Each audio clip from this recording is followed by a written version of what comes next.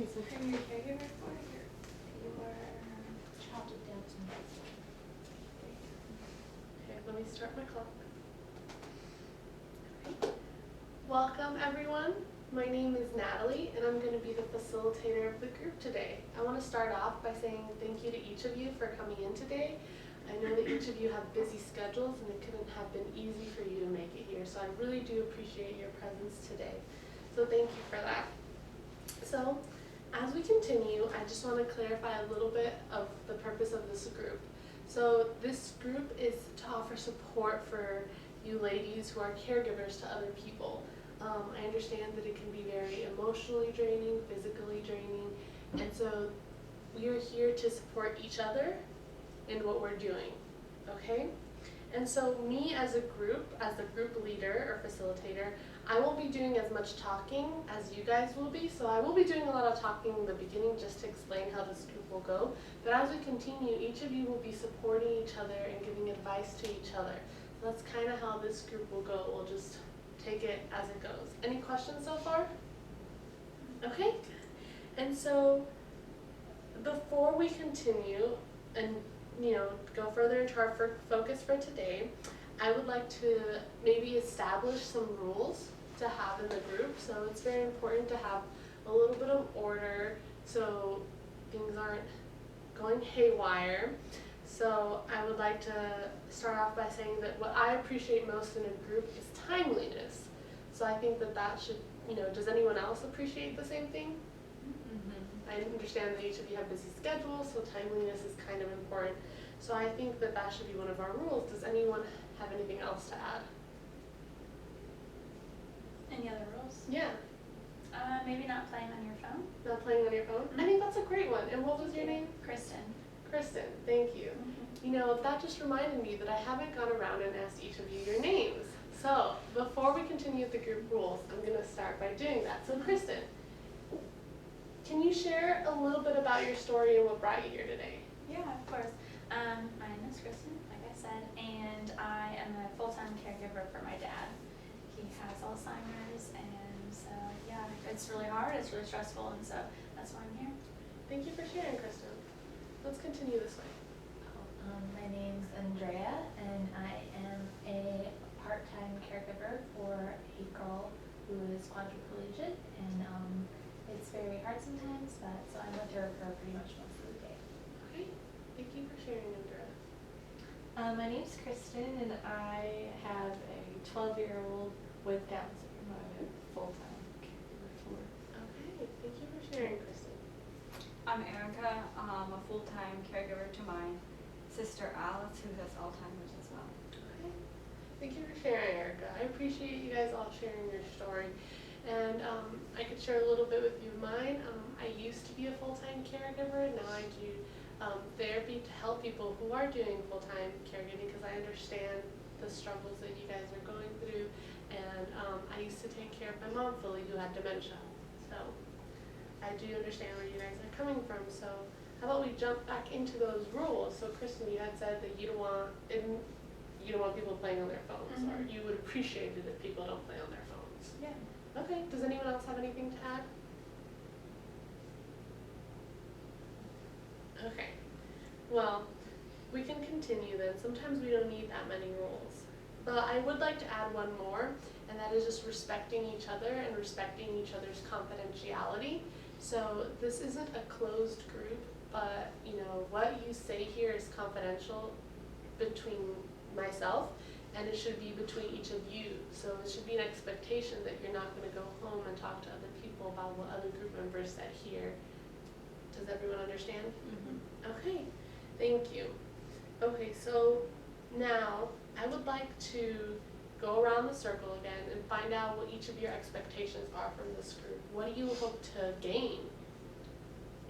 Why are you here? So we can do this popcorn style, or we can go around again. However you guys prefer. I can go first. Thank you, Erica.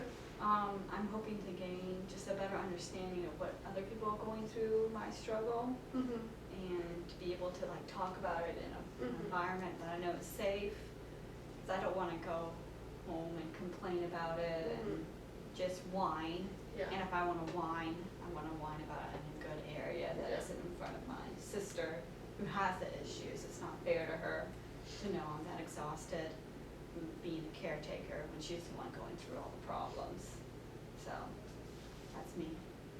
Thank you for sharing. I think that those are very realistic expectations of what this group can do to help you. Kristen, would you like to go next? Yeah, I just would like to like connect with other people who have like similar issues that are with the caregiving, the struggles, like people who can relate and kind of vent to about things that not everyone else really understands. That's true. Yeah. Good point. I'm looking kind of for the same thing, just, you know, support system somewhere where I can go and I can talk about what, you know, what it's like to be with someone who is going through a real struggle, and, you know, I just have people understand, like, what is happening. Good. Thank you for sharing, Andrew. Mine's similar, this support group and just people to connect with, and also just some coping mechanisms, maybe just some ideas of ways to relieve my stress. Okay, that sounds good. I think that we'll be able to help you with that here, Kristen. Thank you. Okay. So let's talk about what we're going to be focusing on specifically today. So today we're going to be talking, you know, a little bit about, I want to get to know you guys just a little bit better about what's going on, what are you mainly struggling with, and then we're going to take that and each of you are going to share how you cope with that. So it'll be a little bit of talking about what kind of is stressful for you and what helps you deal with it. So maybe each of you could share that and then help each other in different ways. Maybe each of you deal with things differently and then someone will learn something new. How does that sound? Okay, good. So, you know, let's talk a little bit, what are your daily activities that you do with like your caregiver, your person you are a caregiver for? Well, I'll start. So for my sister, every day we wake up at the same time. I try to have the same thing happen so it's a routine so she's used to it. I think sometimes it's good, sometimes she doesn't remember why we're doing what we're doing, but I think she kind of knows what's going on. I do quizzes with her. I play a lot of games that have to do with words, because that's the thing she forgets the most is words. And I will put 3 words on this little board we have in the kitchen, so while we're cooking, and we put a timer, when the timer goes off, she goes and sees if she remembers the words, and then I make up new ones and have her look at it. So that's something.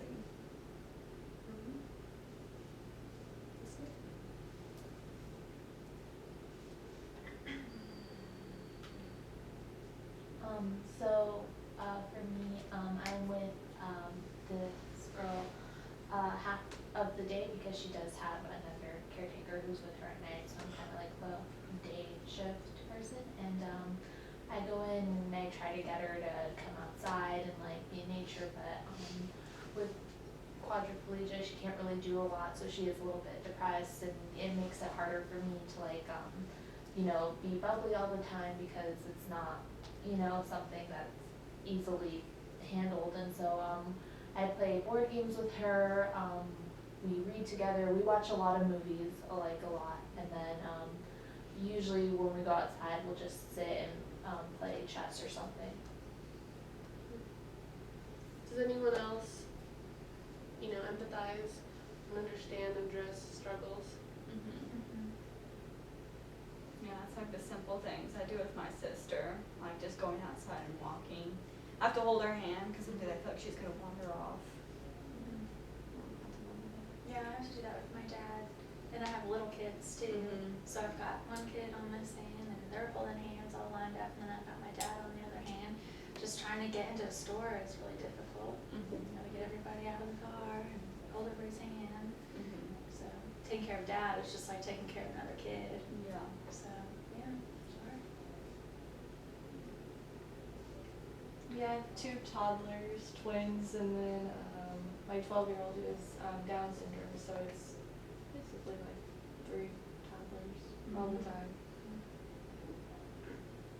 So, excuse me, you know, as you guys are talking, I'm recognizing some themes, you know, some common things that you guys are talking about, and it's really hard, you know, there's fear because you have other people that you're taking care of, you know, it's difficult because of what's going on, you know, how physically impaired they are. So at this point, I would like us to separate into dyads, so partner up with a person, one person from you two, and then you two, and just unpack the words, it's hard. So what does that mean to you in a more detailed, personal matter? Like, it's hard. I'm hearing you guys say this, but yet you still love the people you care for. Is that true? Mm-hmm. So, you know, those are two conflicting views, so let's talk about that and unpack that a little bit. Okay, so let's split up and then we'll come back together in 2 minutes, okay?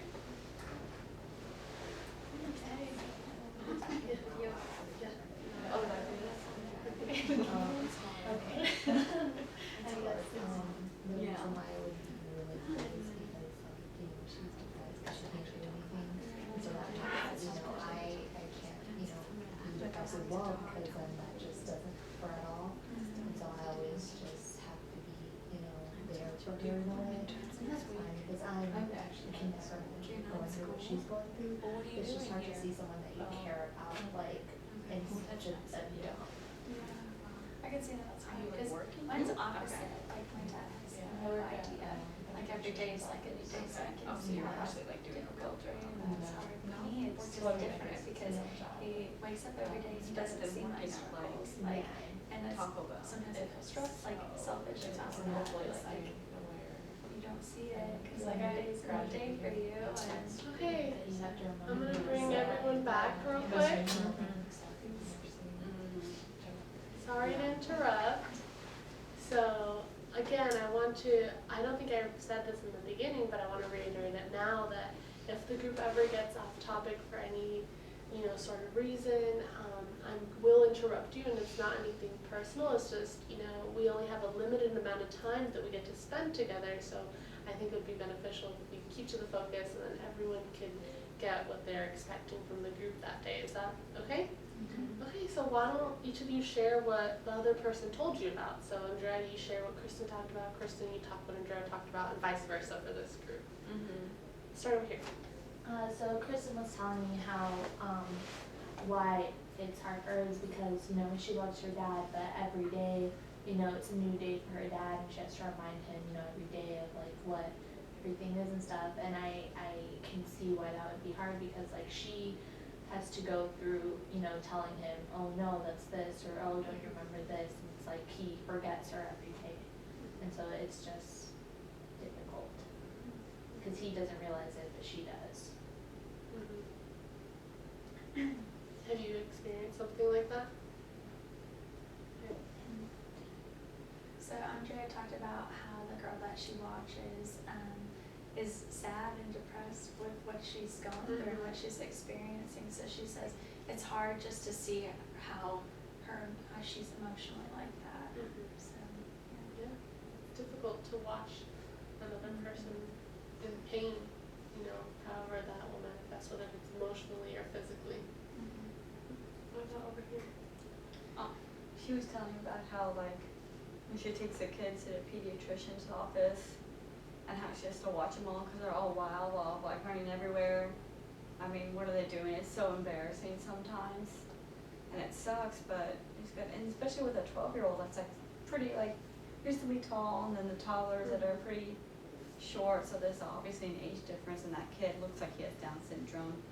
So people are like pitying her. That sucks to feel pity. So all these, like, a lot of emotions, such as like anger that the kids aren't just sitting there quietly and coloring a book, that the kids are like, people are looking at her and pitying her. It's just all these mixed emotions, and it sucks. And I relate to that because I always have these mixed emotions about my sister. I feel sometimes just sorry for her, and I realize I shouldn't pity her because then I'll just like be more sad, and she'll get sad, and it'll just be this whole terribleness. So you're really identifying with Kristen's Yes. feelings right now. Yeah. Yeah, Jen was talking about how like she does the same routine like every day. So for her, it's kind of like it gets old. There's nothing new and exciting for her. She's just really taking care of her sister, not doing anything for herself. Mhm. And just, that it's hard just doing the same thing and never giving any time for herself. Does, you know, that's very important, Kristen, that you mentioned, is not having time for yourself. So does anyone find that they are in a similar boat? They don't have the personal time for themselves. Okay. And have any of you guys tried to find time for yourselves? Like, what's going on with that?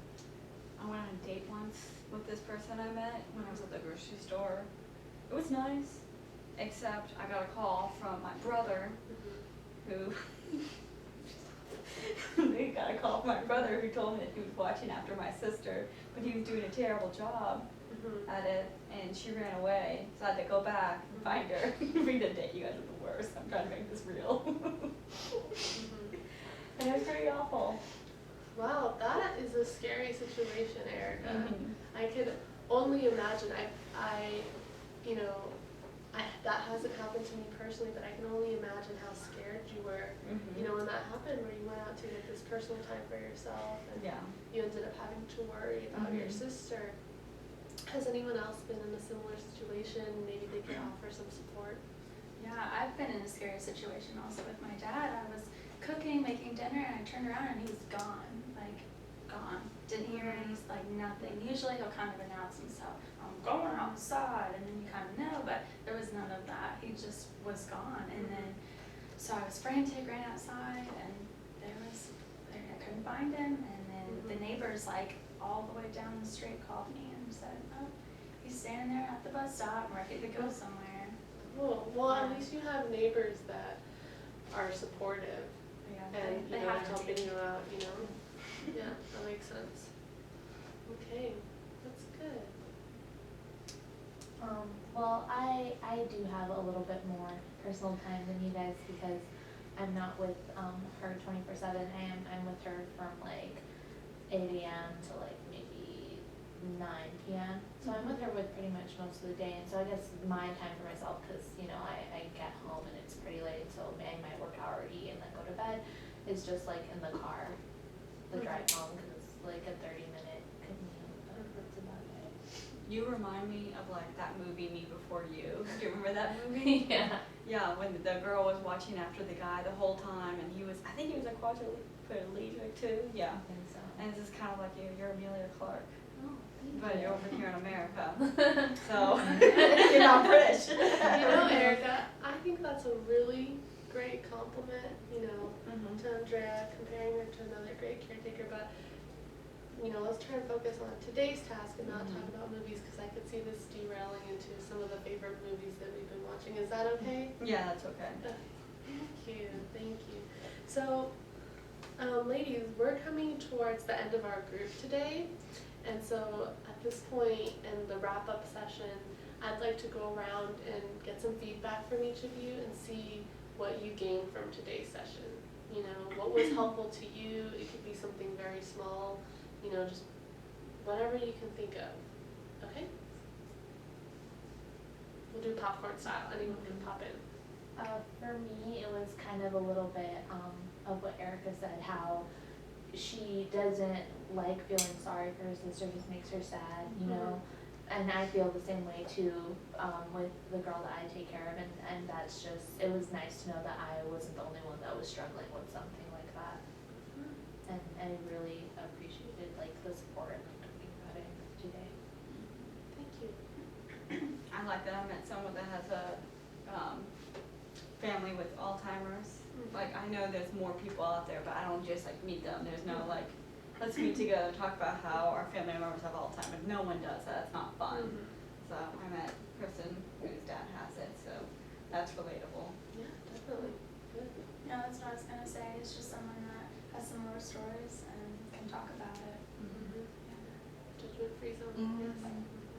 Yes. Yeah, I like the one-on-one for a couple minutes, just like kind of get their story a little more.